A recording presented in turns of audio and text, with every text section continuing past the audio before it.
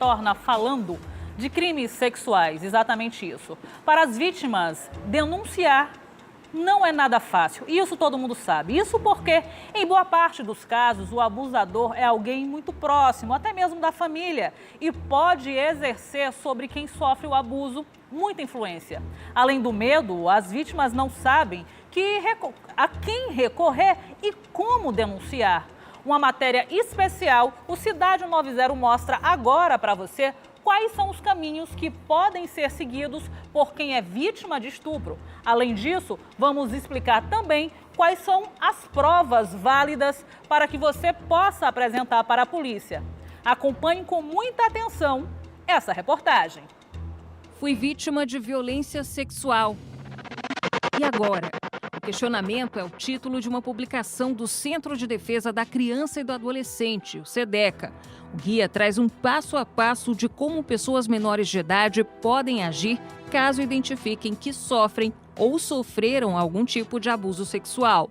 O problema é que nem sempre as vítimas são capazes de identificar que estão passando por situação de violência, seja porque são muito pequenas e não conseguem falar, seja por falta de informação. O abusador costuma ser alguém próximo, até mesmo da família, e muitas vezes exerce poder sobre a criança. Por isso, agir preventivamente pode ajudar a evitar novos casos e a orientação correta pode acabar com um ciclo de violência. O SEDECA Ceará ele é uma ONG, é um centro de defesa da criança e do adolescente. Então, a gente surge a partir do que prevê o Estatuto da Criança e do Adolescente, de centros de defesa. A nossa missão é atuar defendendo os direitos de criança e adolescente quando eles são violados, ou por omissão ou por ação. Então, nosso papel tem sido receber e atender às demandas em que o público traga até o SEDECA demandas de casos ou atendimentos na temática da violência sexual. Em junho, jovens usaram as redes sociais para denunciar uma série de crimes sexuais cometidos por professores e ex-professores de escolas de Fortaleza e levantaram a hashtag #ExposedFortal. Logo, outras vítimas apareceram em outras cidades e os casos ganharam repercussão na imprensa. Por mais que seja um canal de fácil acesso a adolescentes, a denúncia em redes sociais não substitui a denúncia à polícia. E mais, a exposição de jovens na internet pode também trazer consequências negativas e deixar a vítima ainda mais vulnerável. Em Fortaleza, a Casa da Mulher Brasileira recebe mulheres vítimas de violência. Em caso de estupro, as vítimas são orientadas corretamente sobre como agir nesses casos. A casa recebe mulheres cis, trans e travestis. Desde que foi inaugurada há 2 anos, a Casa da Mulher Brasileira já realizou mais de 68 mil atendimentos a vítimas de violência. Nós concentramos todos os órgãos de atendimento às mulheres em situação de violência aqui do estado do Ceará. O equipamento atende todas as mulheres em situação de violência dentro das diretrizes da Lei Maria da Penha.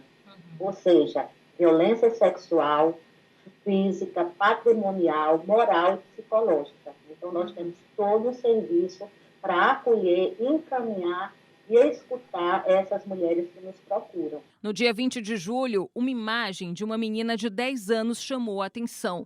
Ela pulou de uma moto em movimento para fugir do agressor de 37 anos de idade no bairro Parque Dois Irmãos, em Fortaleza. Em agosto, um sargento da Polícia Militar de Caucaia foi flagrado abusando da enteada, de apenas 9 anos. A própria vítima filmou o crime usando uma câmera de celular. Nesse outro caso, imagens das câmeras de monitoramento da Guarda Municipal flagraram um estupro no bairro Bom Sucesso, na capital. A vítima era uma mulher de 54 anos. Numa ação rápida, a Guarda Municipal conseguiu prender o agressor em flagrante. Em todas essas situações, o recurso de imagens ajudou a chegar aos suspeitos dos crimes. Mas mesmo que não haja registro em vídeo, as vítimas podem contar com recursos de precisão para identificar o abusador. Logo após a ocorrência do estupro, a vítima deve procurar a polícia.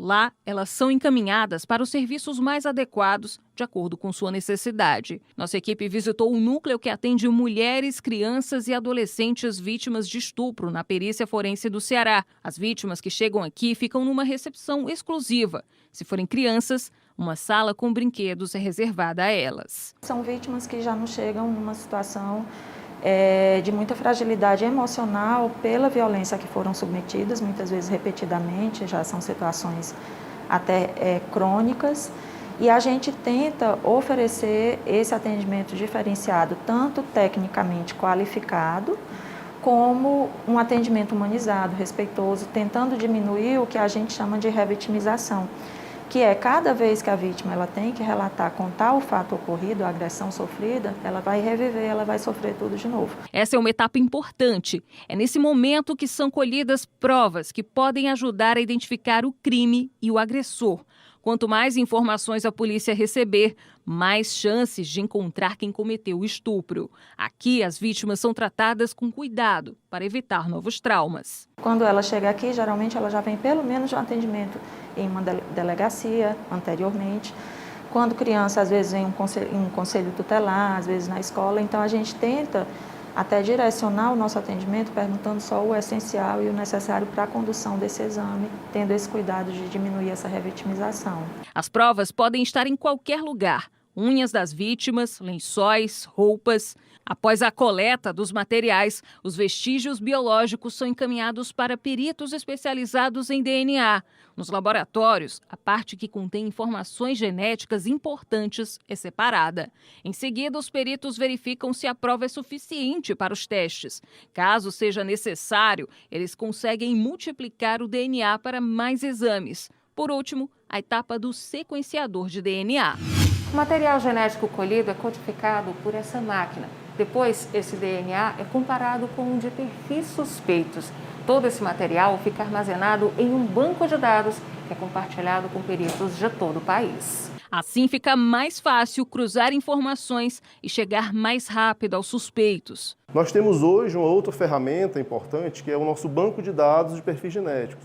Quando não existe suspeito, nós inserimos esse material genético no banco de dados e é possível fazer uma comparação com amostras que estão no banco de dados, que são amostras de outros estados, amostras de outros crimes sexuais e amostras de suspeitos de presos que estão condenados por crimes hediondos e crimes violentos contra a pessoa. Mas toda essa tecnologia a favor das vítimas funciona melhor quando elas dão o primeiro passo, a denúncia. O crime de estupro prevê pena de até 12 anos de reclusão. Quando as vítimas têm menos de 14 anos ou possuem algum tipo de deficiência intelectual, a pena pode chegar a 20 anos de prisão.